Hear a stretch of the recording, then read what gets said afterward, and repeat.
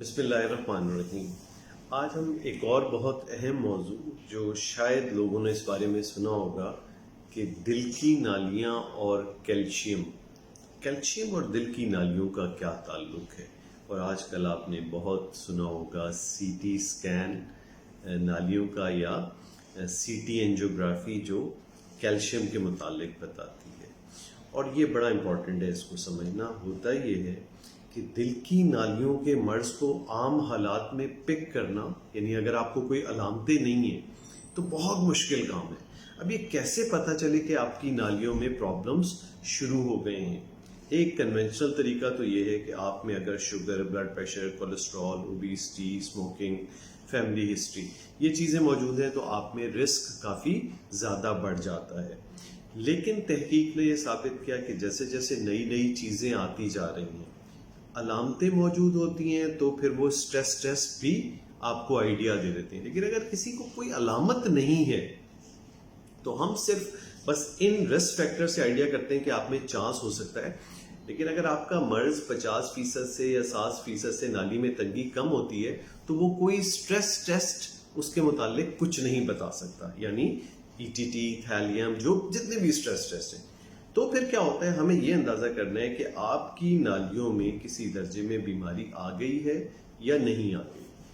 اس کا کیسے پتہ چلے گا؟ تو اس کے لیے یہ سی ٹی اینجیو والا ٹیسٹ سٹارٹ ہوا ہے، جس میں ہم سی ٹی اینجیوگرافی کے ذریعے سے یہ اندازہ کرتے ہیں کہ اگر آپ کی دل کی نالیوں میں ایک خاص مقدار سے زیادہ کیلشیم نظر آ رہا ہے تو یہ ایک انڈیکیٹر ہے کہ آپ کے اندر دل کا مرض آ چکا ہے۔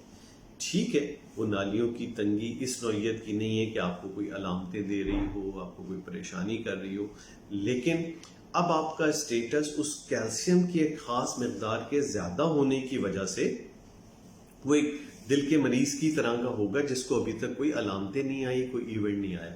اچھا، اس میں ایک دو باتیں سمجھنا ضروری ہے۔ اکثر بہت جوان لوگ یہ جا کے ٹیسٹ کرا رہے ہوتے ہیں تو یہ ان لوگوں میں کیلشیم نہیں آئے گا۔ مرض کی ایک خاص حد تک وہ موجودگی، ایک خاص دورانیت تک وہ رہا ہو، اس میں کوئی علامتیں نہیں ہو، تو پھر ہم کیلشیم سے پہچان سکتے ہیں۔ ایک 18-19 سال 20 سال کا آدمی جا کے اپنا سی ٹی اینجیو کرائے، جس کو نہ شوگر ہے، نہ بلڈ پریشر ہے، نہ کولیسٹرول ہے، تو اس میں وہ کیلشیم نہیں آئے گا۔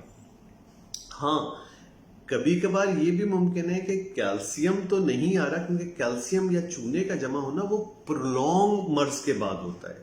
ارلی مرض آپ کا ابھی شروع ہوا ہے تو وہ سی ٹی اینجیو بھی اس کو پک نہیں کر سکے گا۔ تو یہ بھی سمجھنا ضروری ہے کہ سی ٹی اینجیو نے اگر آپ کے اندر کیلشیم نہیں دکھایا تو اس کا یہ ہرگز مطلب نہیں ہے کہ آپ میں مرض نہیں ہے۔ مرض پھر بھی ممکن ہے، ہو سکتا ہے، لیکن بس ایک پازیٹیو امپیکٹ اس کا یہ ہے کہ جن میں آپ کو کیلشیم کی ایک خاص مقدار سے زیادہ مل گئی تو وہ لوگ پھر وہ کہلائیں گے جن میں دل کا مرض ہے لیکن ابھی تک کوئی علامتیں نہیں ہے۔ تھوڑا سا کمپلیکس سبجیکٹ ہے، انشاءاللہ آپ کو کسی حد تک یہ بات سمجھ میں آئی ہوگی۔ جزاک اللہ سننے کا۔